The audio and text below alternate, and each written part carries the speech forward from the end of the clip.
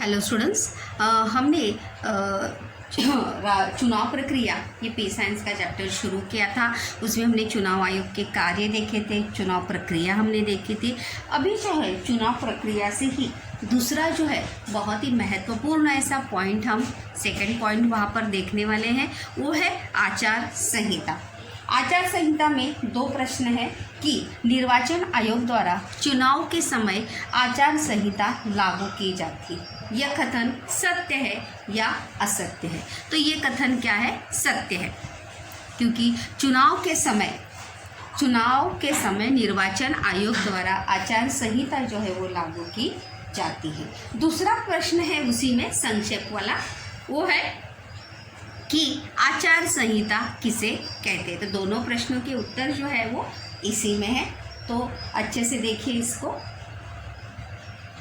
भारत में निष्पक्ष और न्यायपूर्ण वातावरण में चुनाव होने के लिए निर्वाचन आयोग द्वारा स्वतंत्र रूप से जिन उपायों का कार्यान्वयन किया गया है, कार्यान्वयन मतलब आयोजन या नियोजन किया गया है, उनमें आचार संहिता, जिसे क्या कहते हैं? Code of conduct. क्या कहते हैं? कोड ऑफ कंडक्ट भी कहते हैं। कोड ऑफ कंडक्ट का भी समावेश किया जा सकेगा। मतलब निष्पक्ष वातावरण में, मतलब किसी का भी पक्ष न लेते हुए, किसी के भी ऊपर अन्याय ना होते हुए चुनाव जो है शांतिपूर्ण ढंग से पूरा हो या पार पड़े, इसलिए चुनाव आयोग द्वारा जो है शुरुआत से ही, चुनाव होने से पहले ही क्या किया जाता है? आचार संहिता लागू की जाती है। पिछले कुछ दशकों से निर्वाचन आयोग ने अपने सभी अधिकारों का उपयोग करते हुए चुनाव में जो अनियमितताएं पाई जाती है, चुनाव आयोग के पास जो है अपने स्वतंत्र अधिकार होते हैं, तो चुनाव निष्पक्ष और न्यायपूर्ण वातावरण में हो, दबाव में ना हो, इसलिए चुनाव आयोग जो है, क्योंकि जैसे जैसे समस्याएं आती है और उन समस्याओं को हम सुलझाते हैं, वैसे वैसे हमारी समझदारी भी क्या होती है? अच्छी हो जाती, क्योंकि हमारी समझने की क्षमता जो है वो दिन प्रतिदिन जो है वो क्या होती है? अच्छी होती है। तो उसी प्रकार से, क्योंकि पहली बार में हमें कोई भी कार्य जो है वो अच्छे से नहीं हुआ, क्योंकि कोई कार्य जब हम पहली बार करते हैं तो उसमें जो कठिनाइयाँ होती है उन्हें हम दूर करते हैं और आगे वो ना हो, ऐसी सावधानी हम बरतते हैं। जो अनियमितताएं पाई जाती है उनकी रोकथाम करने की कोशिश की। मतलब शुरुआत के समय में जो अनियमितताएं, मतलब चुनाव के समय जो घटनाएं घटी है या दंगे फसाद हुए हैं या ऐसी कोई विवाद खड़े हुए हैं, उन्हें रोकथाम करने की, उन्हें दूर करने की कोशिश जो है वो निर्वाचन आयोग द्वारा की जाती है। चुनाव से कुछ समय पूर्व तथा चुनाव के समय सरकार, राजनीतिक दल और मतदाताओं को चुनाव से संबंधित किन नियमों का पालन करना चाहिए, यह आचार संहिता में स्पष्ट किया गया है। जैसे कि मैंने कहा कि चुनाव के कुछ समय पूर्व और चुनाव के समय राजनीतिक दल, सरकार और मतदाताओं को किन नियमों का पालन करना चाहिए, ये आचार संहिता में क्या है? स्पष्ट किया गया है। सरकार भी इन नियमों का भंग नहीं कर सकती। इन नियमों का पालन जो है, आचार संहिता का पालन जो है वो किसे करना पड़ता है? सरकार को भी करना पड़ता है। पिछले कुछ चुनावों में आचार संहिता का पालन न करने पर जो कार्यवाही, मतलब जो फिर चाहे वो मतदाता हो, राजनीतिक दल हो या वो सरकार हो, उनके खिलाफ जो है वो क्या की गई है? कार्यवाही की गई है। उसमें सामान्य मतदाता आश्वस्त होता दिखाई देता है, और ऐसा करने पर एक सर्वसामान्य नागरिक, एक सर्वसामान्य मतदाता जो है आश्वस्त यानी कि बिंदास या निर्धास्त होकर वो क्या कर सकता है? मतदान जो है वो कर सकता है। क्योंकि हम अगर कुछ समय इसके 5-6 या 10-15 वर्ष अगर पहले हम देखेंगे या 20 वर्ष पहले देखेंगे तो चुनाव के समय ऐसे बहुत सारी घटनाएं घटती थी कि चुनाव पेटियों को उठा के लेके जाते थे, लोगों को डरा धमका के मत देने के लिए, वोट देने के लिए लोगों को लाया जाता था। तो ऐसी घटनाएं ना हो, अगर ऐसी घटनाएं होती हैं तो उनके खिलाफ क्या की जाती है, कार्यवाही की जाती है। तभी तो एक सर्वसामान्य नागरिक जो है वो क्या निर्धास्त होकर, आश्वस्त यानी क्या, उसे इस बात का विश्वास होता है कि मैं अपने अधिकार का उपयोग जो है वो सही तरीके से कर सकता हूँ या कर पाऊँगा। निष्पक्ष, और दूसरा पॉइंट है इसमें, आचार संहिता आपने देखा कि चुनाव के समय अनुचित गतिविधियों को रोका जा सकता है। पहला पॉइंट क्या होगा, आचार संहिता के कारण चुनाव खुले वातावरण और निष्पक्ष रूप से कराए जा सकते हैं। दूसरा क्या होगा कि चुनाव के समय अनुचित गतिविधियों को क्या हो सकता है, रोका जा सकता है। तीसरा क्या होगा, उपद्रव, आतंक, ऐसी घटनाओं से सामान्य मतदाताओं को सुरक्षा का आश्वासन मिलता है। जैसे अभी मैंने बताया कि मतदाताओं की पेटी को चुराकर उठाकर भागना, डरा धमकाकर, तो ऐसी घटनाएं ना हो, इसलिए आचार संहिता जारी की जाती है।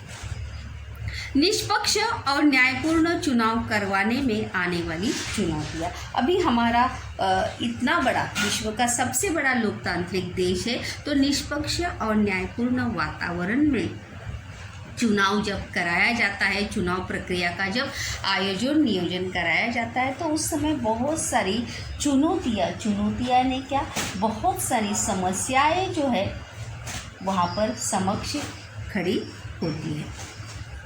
यहाँ पर देखिए वही पॉइंट जो अभी मैंने आपको बताया कि हमारे देश का विस्तार, हमारे देश की जनसंख्या और मतदाताओं की संख्या को देखते हुए चुनाव करवाना बहुत बड़ा क्या है, चुनौतीपूर्ण कार्य, क्योंकि इतनी बड़ी संख्या है हमारे देश की, इतनी बड़ी जनसंख्या है और इतनी बड़ी जनसंख्या के साथ साथ इतनी बड़ी मतदाताओं की संख्या है। तो इतनी मतदाताओं की संख्या में चुनाव कराना ये बहुत ही क्या है, चुनौतीपूर्ण कार्य, एक चैलेंज है। निर्वाचन आयोग को कानून के दायरे में रहकर इन चुनौतियों का सामना करना पड़ता है। निर्वाचन आयोग को भी जो अपनी कार्यवाही करनी है वो भी क्या है, न्याय के दायरे में ही रहकर। यहाँ कुछ चुनौतियों का उल्लेख जो है यहाँ पर किया गया है कि कौन कौन सी चुनौतियाँ जो है वो निर्वाचन आयोग या चुनाव आयोग के समक्ष होती है। चुनाव के समय बड़ी मात्रा में पैसों का अवैध रूप से लेन देन होता है। चुनाव के समय जो है बड़ी मात्रा में ज़्यादातर करके पैसों का अवैध यानी क्या, इलीगल तरीके से जो है वहाँ पर पैसे का लेन देन होता है, और उसकी रोकथाम के लिए, उसे रोकने के लिए निर्वाचन आयोग को कुछ उपाय योजना जो है वो करनी पड़ती है।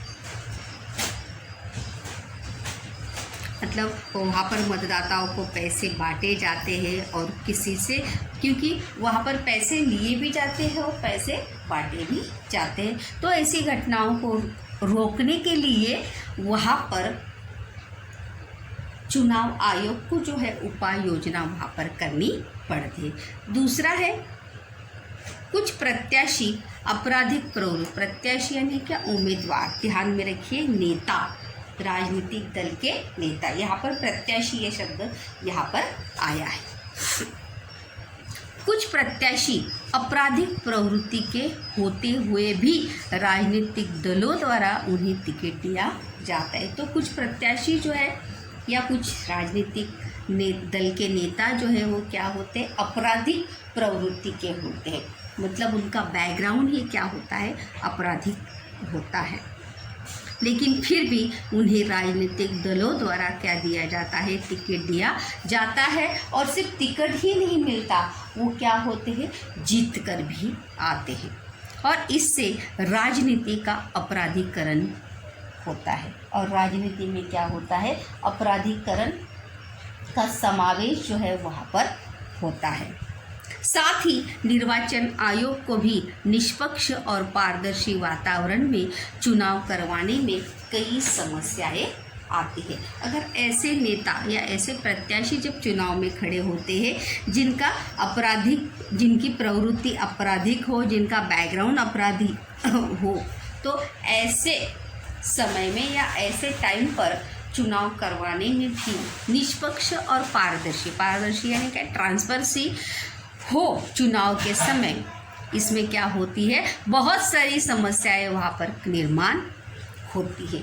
लोगों मतलब उन पर ध्यान रखना, उन पर कड़ी नज़र रखना, ये सभी चीज़ें, ये सभी बातों का ध्यान जो है वो निर्वाचन आयोग को रखना पड़ता है। क्योंकि अगर ऐसी प्रवृत्ति रही तो कभी भी उपद्रव, आतंक या हिंसा से घटना जो है वहाँ पर हो सकती है।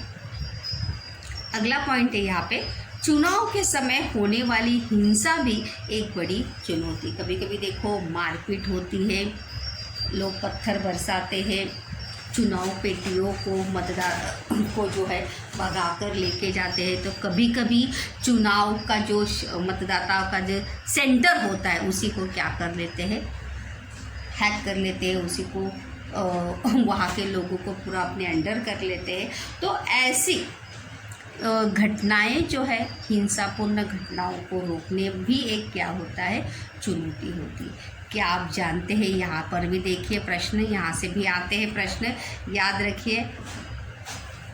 प्रथम लोकसभा चुनाव के समय मतदाता सूची बनाने का काम बहुत ही चुनौती भरा था, क्योंकि वहाँ पर किसी को भी इस कार्य का क्या नहीं था, अनुभव नहीं था कि मतदाताओं की सूची कैसे बनाई जाए। क्योंकि जब तक हम कोई कार्य नहीं करते हैं तब तक हमें उस काम का, उस कार्य का जो है अनुभव होता नहीं। तो ये क्या था, चैलेंज था।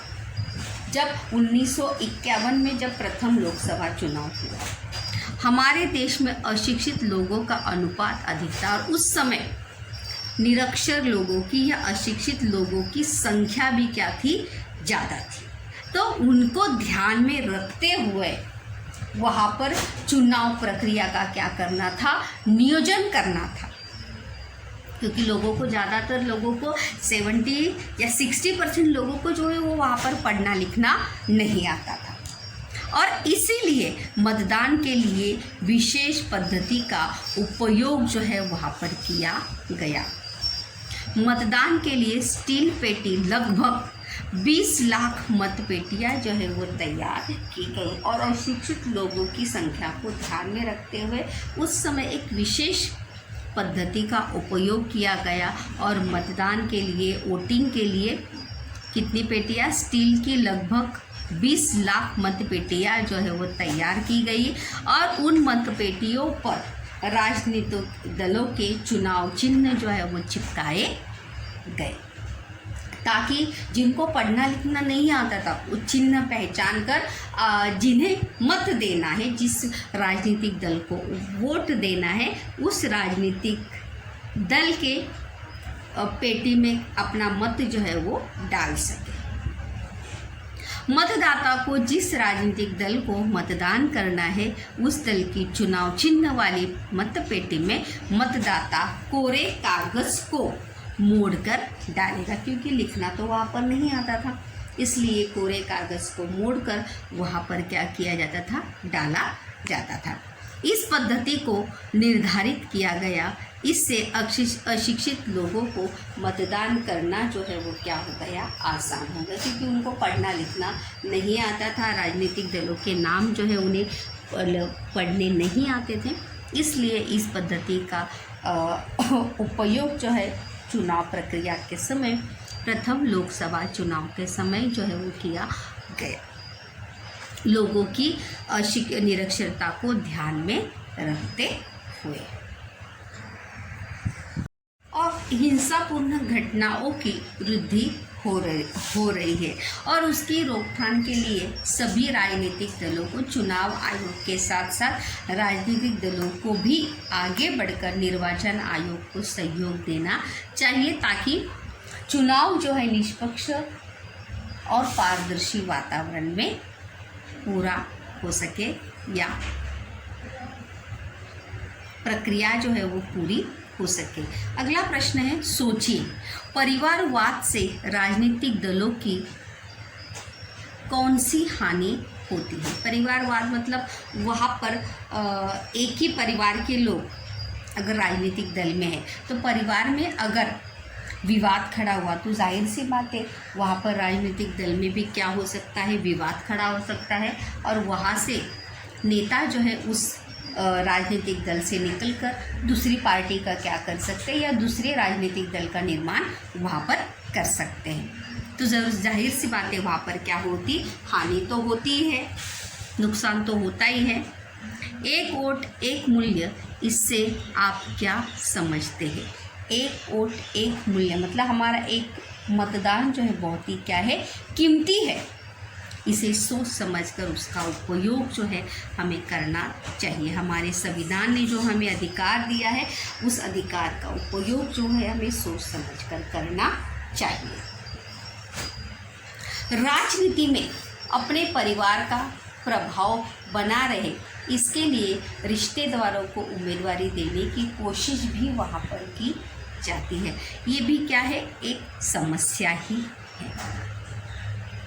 वंशवाद परंपरा जो है, घराने की परंपरा भी हमें राजनीतिक दलों में वहाँ पर देखने को मिलती है। और राजनीति में अपने परिवार का प्रभाव बना रहे, इसलिए अपने ही रिश्तेदारों को उम्मीदवारी देने की कोशिश जो है वो की जाती है, जिससे प्रातिनिधिक संस्थाओं में पारिवारिक एकाधिकार निर्माण हो सकता है। ये भी क्या है, एक समस्या ही है, क्योंकि अगर बार बार एक ही परिवार के लोगों को अगर टिकट मिलता है या उम्मीदवारी मिलती है तो वहाँ पे क्या हो सकता है, प्रातिनिधिक संस्थाओं में पारिवारिक एकाधिकार, जैसे राजा का बेटा राजा बना तो वैसे ही एकाधिकार क्या हो सकता है, निर्माण हो सकता है। चुनाव में हम सुधार जो है वो किस प्रकार से ला सकते हैं। चुनाव एक निरंतर चलने वाली प्रक्रिया है। हर 5 साल के बाद चुनाव होता है या कभी कभी ऐसी परिस्थिति भी निर्माण होती है बीच में भी चुनाव कराना पड़ सकता है। तो चुनाव जो एक निरंतर चलने वाली प्रक्रिया लोकतांत्रिक देश में है। चुनावों पर लोकतंत्र का भविष्य जो है वो निर्भर है।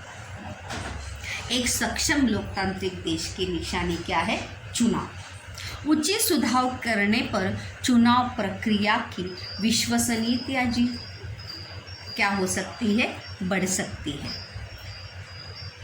अगर हम उसमें उचित तरीके से सुधार करेंगे तो वहाँ पर लोगों का क्या हो सकता है, विश्वास बढ़ सकता है। यहाँ चुनाव के सुधार के बारे में कुछ सुझाव यहाँ पर दिए हैं। चुनाव प्रक्रिया में या चुनाव के समय कौन से सुझाव वहाँ पर सुधार वहाँ पर होना चाहिए, इसमें इसलिए यहाँ पर सुझाव दिए हैं। आपकी दृष्टि में उनके क्या परिणाम हो सकते हैं। जैसे कि पहला यहाँ पर दिया है, राजनीति में महिलाओं को प्रतिनिधित्व बढ़ाने हेतु राजनीतिक दल जो है 50% महिलाओं को उम्मीदवारी दे और उन्हें चुनावों में विजयी करवाने की कोशिश करे। मतलब सिर्फ वहाँ पर उम्मीदवारी ना दे, उन्हें जिताने का भी क्या करे, प्रयास करे। मतलब 50% जो है प्रतिनिधित्व किसे होना चाहिए, राजनीति में महिलाओं को होना चाहिए। ये चुनावों में क्या है, सुधार है। आपराधिक प्रवृत्ति के लोगों को राजनीतिक दल जो है वो उम्मीदवारी ना दे। राजनीतिक दल जो उम्मीदवारी दे तो उसका आपराधिक प्रवृत्ति के उम्मीदवारों को जो है वहाँ पर उम्मीदवारी ना दे और इस संदर्भ में न्यायालयीय निर्णयों का सख्ती से पालन हो और उस संदर्भ में न्यायालय जो निर्णय दे उनका क्या होना चाहिए, सख्ती से स्ट्रिक्टली उसका पालन जो है वहाँ पर होना चाहिए। चुनाव का खर्च सरकार द्वारा किया जाए जिससे राजनीतिक दल आर्थिक अनियमितता नहीं करेंगे। जैसे कि लास्ट टाइम आपने पूछा था, चुनाव का खर्च जो है मतलब राजनीतिक दल ही स्वयं करते हैं, लेकिन यहाँ पर एक उसमें क्या ना हो, भ्रष्टाचार ना हो, पारदर्शिता हो, इसलिए चुनाव का खर्च जो है वो किसके द्वारा किया जाना चाहिए, सरकार द्वारा किया जाना चाहिए, जिससे राजनीतिक दल जो है आर्थिक अनियमितता जो है वो नहीं करेंगे और चुनाव के समय धन के दुरुपयोग को रोका जा सकेगा। मतलब चुनाव के समय जो पैसा बांटा जाता है, जो चीज़ें वस्तुएं बांटी जाती है, वैसे प्रलोभनों को हम क्या कर सकते हैं, रोक सकते हैं। क्योंकि जब चुनाव का खर्च सरकार द्वारा होगा तो उसका लेखा जोखा जो है वो सरकार को देना होगा और इससे राजनीतिक दलों पर क्या हो सकता है, प्रतिबंध पड़ सकता है और राजनीतिक दल भी क्या कर सकते हैं, सोच समझकर खर्च जो है वहाँ पर कर सकते हैं और धन के दुरुपयोग को हम रोक सकते हैं। जनप्रतिनिधि कानून में भी इस दृष्टि से संशोधन करके आपराधिक प्रवृत्ति के लोगों को चुनाव प्रक्रिया से दूर रखा जाएगा। जनप्रतिनिधि कानून में भी इस दृष्टि से मतलब ऐसे प्रत्याशी को उम्मीदवारी ही न देनी चाहिए जो क्या है, आपराधिक प्रवृत्ति का हो, उसे चुनाव से क्या रखना चाहिए, दूर ही रखना चाहिए और इसका ध्यान जो है वो रखना चाहिए कि हम किस व्यक्ति को उम्मीदवारी दे रहे हैं। अगला पॉइंट है टिप्पणी के लिए। यहाँ पर अगर हम देखेंगे प्रश्न भी है, मत पेटी से ईवीएम मशीन तक की यात्रा।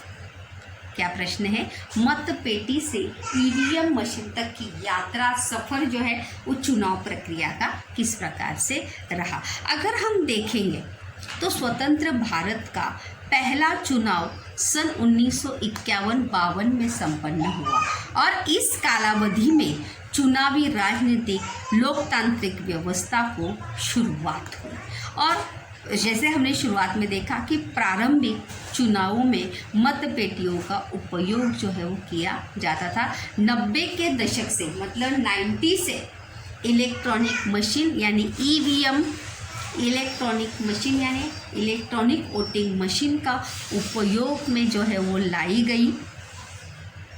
यहाँ पे पहला पॉइंट जो है ये है, यहाँ से ही पहला पॉइंट है 1951 से 1952 तक मतदाता जो है मतपत्र के प्रत्याशियों के नाम के सामने मुहर लगाकर उसमें क्या करते थे, मतपेटी में डालते थे और फिर 1990 के सन 1998 में पहली बार मध्य प्रदेश में किसका उपयोग किया गया, मध्य प्रदेश के 5, राजस्थान के 5 तथा दिल्ली के 6, इस प्रकार विधानसभा के कुल 16 निर्वाचन क्षेत्र में इलेक्ट्रॉनिक मशीन यानी ईवीएम मशीन का उपयोग जो है वहाँ पर किया गया। मतदान में यंत्र के उपयोग से कई चीज़ें जो है वो साध्य हो गई मतलब आसान हो गई। ईवीएम मशीन पर दर्शाए गए प्रत्याशियों से में से किसी को भी वोट नहीं देना हो तो उपरोक्त में से अगर आपको किसी भी राजनीतिक दल या नेता को वोट नहीं देना है तो वहाँ पर क्या है, नोटा का भी ऑप्शन होता है।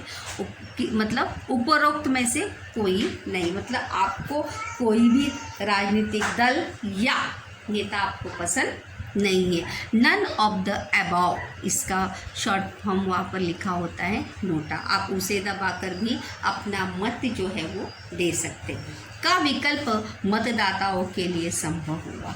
दिव्यांग व्यक्तियों के लिए भी मतदान करना जो है वो आसान हो गया। मतलब जिससे दिखाई नहीं देता है ऐसे दिव्यांग व्यक्तियों को भी मतदान करना जो है वोटिंग मशीन के माध्यम से आसान सुलभ हो गए। पर्यावरण सुरक्षा में मदद मिली क्योंकि कागज का कम से कम उपयोग जो है वहाँ पर होने लगा, क्योंकि जब मतपेटियों का उपयोग होता था तो ज़्यादा से ज़्यादा कागज़ वहाँ पर यूज़ होता था। विशेषतः वृक्ष कटाई पर क्या लगे, प्रतिबंध लगे, क्योंकि कागज़ किससे माध्यम से बनता है, लकड़ी। लकड़ी कहाँ से होती है, पेड़ से। साथ ही चुनावी परिणाम जल्दी आने लगे। ये चुनाव मतपेटी से, ईवीएम मशीन से जब मतदान होने लगा तो उससे होने वाले ये क्या है, फायदे हैं कि वृक्ष की कटाई पर प्रतिबंध लगे, चुनाव परिणाम जो है वहाँ पर जल्दी आने लगे। के प्रकार जो है वो कौन कौन से होते हैं ये हम यहाँ पर देखेंगे कि चुनाव के प्रकार जो है यहाँ पर कौन कौन से हैं। एक तो है सार्वजनिक चुनाव। हर 5 वर्ष के बाद होने वाले लोकसभा के चुनावों को या विधानसभा के चुनावों को क्या कहा जाता है, सार्वजनिक अथवा आम चुनाव जो है वहाँ पर कहा जाता है। अगला है मध्यावधि चुनाव। मध्यावधि यानी क्या, बीच में ही जब चुनाव कराना पड़ता है। निर्वाचित सरकार अपनी कालावधि, मध्यावधि चुनाव ये टिप्पणी के लिए भी आपको आ सकता है, तो इसके लिए याद रखिए मध्यावधि चुनाव जो है वो किसे कहते हैं।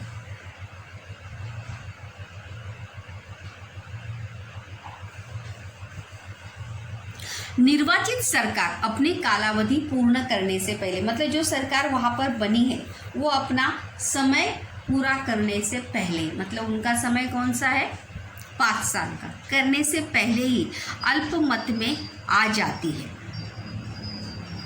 या मतलब कोई, मतलब गठबंधन से सरकार बनती है और गठबंधन से बनी सरकार में से अगर कोई राजनीतिक दल जो है उनसे अपना साथ जो है वो निकाल लेता है, देखिए अल्पमत में आ जाती है। या गठबंधन वाली सरकार होने पर अथवा घटक दल यदि समर्थन वापस ले, मतलब गठबंधन सरकार बनती है, 3 या 4 राजनीतिक दल बनकर जब सरकार बनती है और 3 में से अगर कोई भी एक राजनीतिक दल अपना समर्थन वापस ले तो वो सरकार अपना बहुमत क्या करती है, खो देती है। और ऐसी स्थिति में यदि पर्यायी सरकार के गठन की संभावना नहीं रहती, क्योंकि अगर 3 राजनीतिक दल है और 3 राजनीतिक दल से गठबंधन की सरकार वहाँ पर बनी है और एक ने अपना समर्थन निकाल लिया तो वहाँ पर गठबंधन की सरकार बन सकती है क्या, वो बहुमत में नहीं है। तब ऐसे समय में निर्धारित अवधि से पहले ही चुनाव करवाने पड़ते हैं। तो निर्धारित अवधि क्या है, 5 वर्ष। तो 5 वर्ष पूर्ण होने से पहले ही वहाँ पे चुनाव जो है वो करवाने पड़ते हैं। उसे ही क्या कहा जाता है, मध्यावधि चुनाव उसे कहा जाता है। मध्यावधि चुनाव याद रखिए, जब गठबंधन की सरकार वहाँ पर बनती है पूर्ण करने से पहले, जब अब अल्पमत में आती है, सरकार समर्थन निकाल लेता है। दूसरा है गठबंधन में 4 राजनीतिक दल हो, एक ने अगर अपना समर्थन निकाल लिया तब भी। और ऐसी में जब बीच में से, मतलब 3 वर्ष पूरे किए हैं, 2 वर्ष बाकी है, तब वो चुनाव करवाना पड़ता है, तो उसे कहा जाता है मध्यावधि चुनाव। अगला है उपचुनाव। विधानसभा, लोकसभा और स्थानीय शासन संस्था किसी जनप्रति द्वारा त्यागपत्र यानी इस्तीफा देने पर। प्रश्न भी था, किसी राज्य में विशेष परिस्थिति में निर्वाचन आयोग किसी निर्वाचन क्षेत्र में दोबारा चुनाव जो है वो करवा सकता है। यह विधान सत्य है, ये कथन सत्य है। क्यों? क्योंकि अगर किसी जनप्रति द्वारा त्यागपत्र देने पर, अगर किसी ने अपना क्या दिया है, त्यागपत्र या इस्तीफा दिया है, एक। दूसरा क्या है, उस जनप्रतिनिधि की आकस्मिक अचानक उसकी मृत्यु होने पर वो स्थान जो है वो क्या हो जाता है, रिक्त हो जाता है। और ऐसी विशेष परिस्थिति में चुनाव आयोग को क्या करना पड़ता है, फिर से चुनाव कराना पड़ता है, उसे कहा जाता है उपचुनाव। ये क्या है, चुनाव के 3 प्रकार है, सार्वजनिक चुनाव, मध्यावधि चुनाव और उपचुनाव। अगला है, देखिए वहाँ पर, क्या आप जानते हैं, ध्यान रखिए इसमें से भी प्रश्न आपको आएंगे, तो इसको भी पढ़िए। 8 अक्टूबर 2000 ईस्वी सन को निर्वाचन आयोग द्वारा विशेषज्ञ व्यक्तियों की एक समिति का क्या किया गया, गठन किया गया और इलेक्ट्रॉनिक मतदाता मशीन में मतदाता सत्यापित रसीद, जिसे क्या कहते हैं, voter verify paper audit trail सुविधा का समावेश करना जो है वो निश्चित हुआ और इसे सभी राजनीतिक दलों ने क्या दिया, समर्थन वहाँ पर दिया। अपने वोट का सही ढंग से पंजीकरण हुआ या नहीं, इसे जांचने की सुविधा जो है वो मतदाता को क्या हो गई, प्राप्त हुई। चुनावी अनियमितता को रोकने की दिशा में यह क्या है, एक महत्वपूर्ण कदम है, एक महत्वपूर्ण बात है, जिसके तरह से चुनाव के समय कोई अनियमितता ना हो या कोई उपद्रव या आतंक या हिंसा ना हो। तो स्टूडेंट्स, यहाँ पर चुनाव प्रक्रिया जो है ये चैप्टर यहाँ पर समाप्त होता है। इस पाठ में हमने चुनाव प्रक्रिया का कई अंगों से अध्ययन किया कि किस प्रकार से चुनाव प्रक्रिया होती है और चुनाव प्रक्रिया में राजनीतिक दल जो है अपना किस प्रकार से अपनी भूमिका निभाते हैं, चुनाव का नियोजन किस प्रकार से वहाँ पर होता है। चुनाव के समय आचार संहिता लागू की जाती है, चुनाव आयोग के कार्य होते हैं और आचार संहिता का पालन जो है राजनीतिक दल, सरकार और एक सर्वसामान्य नागरिक को भी वहाँ पर करना पड़ता है। इसके बाद हम राजनीतिक दलों का अध्ययन यानी चुनाव के बाद, क्योंकि चुनाव में तीसरा महत्वपूर्ण घटक क्या है, पहला महत्वपूर्ण घटक क्या है, वो है राजनीतिक दल, क्योंकि राजनीतिक दलों के बिना चुनाव हो सकता है क्या, नहीं।